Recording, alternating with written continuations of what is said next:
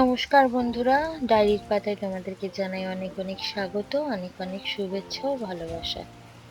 হঠাৎ করেই আকাশের মুখ আজকে ভার, তার উপরেই যেন এই ঝোড়ো হাওয়া।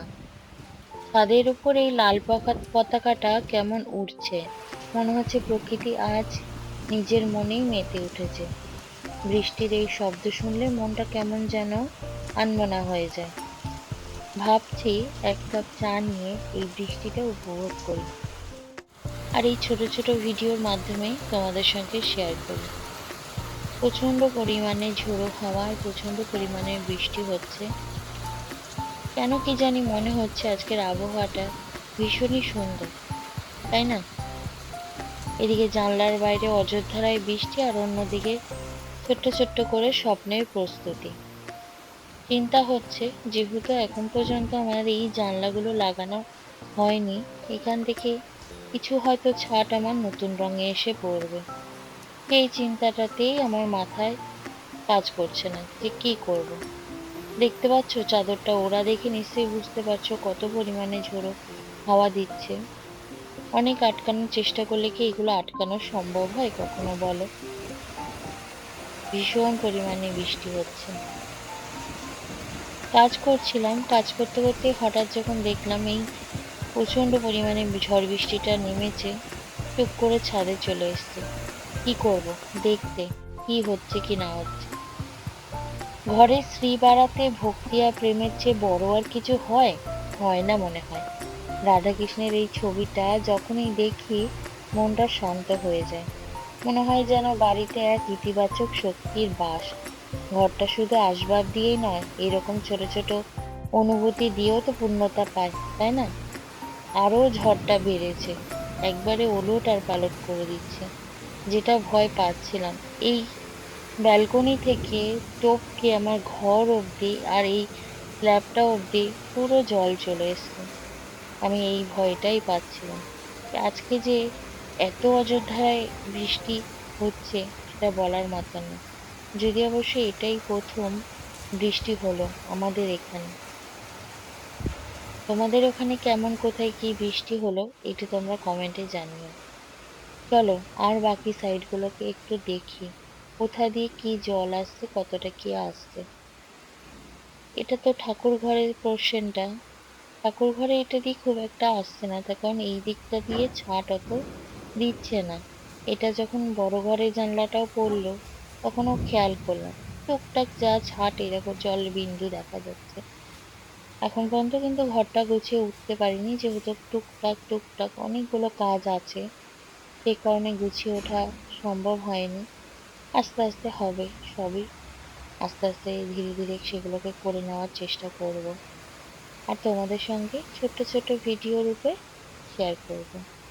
বাথরুমে এসে দেখছি এত জোরে হাওয়া দিয়েছে যে হাওয়াতে মগগুলো পড়েই গেছে সব উল্টে। মিস্ত্রিরা সম্ভবত এগুলো দিয়ে কাজ করছিল, সেগুলোই ওইভাবেই রেখে গেছে। তাই আমি সেগুলো আর জানলায় না রেখে নিচে সাইড করে রেখে দিলাম।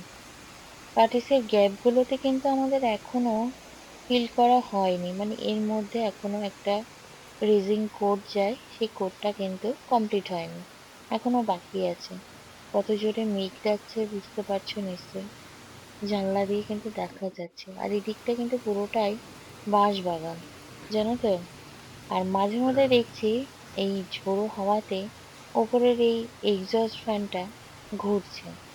তাই দেখলাম একটু ভিডিওতে ক্যাপচার করা যায় কিনা, তারপরে দেখলাম না, বৃথাই চেষ্টা করছি। সামনের দিকে আসতেই দেখলাম ওই সিঁড়ির ঘরের জানলাটা দিয়ে বেশ বড় একটা জোরে বিদ্যুৎ চমকালো। আমি আর সামনেটায় যাইনি খুব বেশি, কেন বিদ্যুৎ চমকালে গ্রিলের সামনে থাকাটা উচিত না।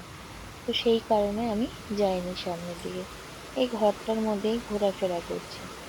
যেহেতু এই যে বৃষ্টিটা হচ্ছে আর এই যে কোথাও এখনো স্লাইডিং ডোর গুলো লাগানো হয়নি, তো সেই জন্য একটু চিন্তাতেই আছি। তো যতদিন না লাগানো হচ্ছে ততদিন হয়তো এই কষ্টটা ভোগ করতে হবে। আর একটু একটু করে আমার কষ্ট হয়, যেহেতু নতুন ঘর, নতুন করে রং করা। কখনো হয়তো বৃষ্টির জলের ছাটগুলো হয়তো দেখা যাবে দেওয়ালে একটা স্পট হয়ে গেল, তখন সেটা আমার খুব খারাপ লাগবে, কষ্ট হবে। তো সেই কারণেই দেখতে এসেছিলাম।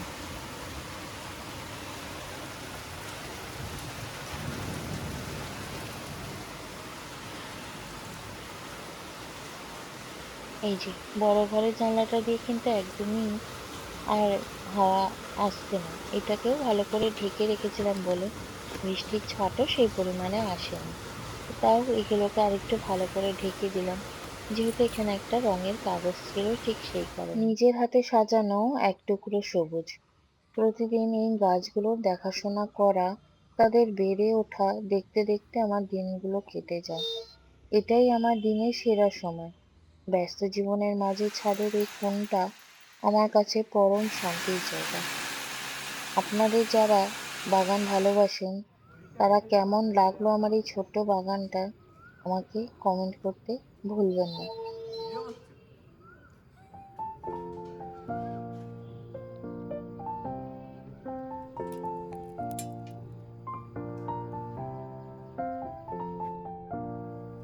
আরেকবার ট্রাই মার, দেখ ফাঁকা এখন।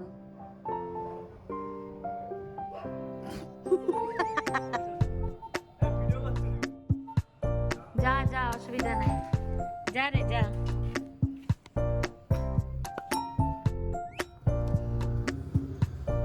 কাকা বেরিয়ে চল যাবে কিন্তু, পাপান। কাকা বেরিয়ে চল যাক, তখন বুঝতে পারবি, তখন তখন কি করে করিস। হ্যাঁ যা, ওখান থেকে কাকা চল যাবে কিন্তু, বল কাকা একটু দাঁড়াও তো, যাই চিল্লাচ্ছে। এটা টোটো চলে গেল ফাঁকা।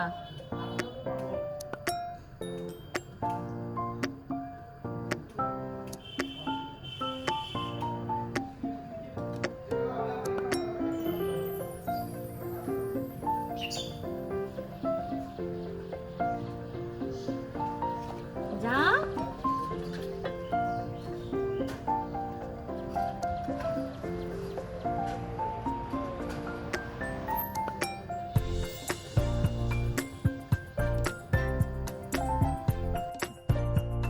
পরিবর্তন সবসময় সুন্দর। কখনো সেটা বাগানের নতুন চারাই হোক, আবার কখনো সেটা নতুন ঘরের নতুন রঙে। প্রতিটি ইট আর পাথরের আড়ালে থাকে অনেক দিনের পরিকল্পনা আর একবার স্বপ্ন। কাজ চলছে জোর কদমে। খুব শিগগিরই আপনাদের সাথে শেয়ার করব এই ঘরটার ফাইনাল লুক। আর উপরে লাইটগুলো লাগানো হয়ে গেছে। আজকের দিনটা এইভাবেই কাটলো, কিছুটা কাজ আর কিছুটা প্রকৃতির মাঝে। আপনাদের ভিডিওটি কেমন লাগলো কমেন্ট করে জানাবেন কিন্তু। আর আমার এই ছোট্ট ডায়েরির পাতাগুলোই নিয়মিত দেখতে চাইলে সাথে থাকুন, যুক্ত হয়ে থাকুন।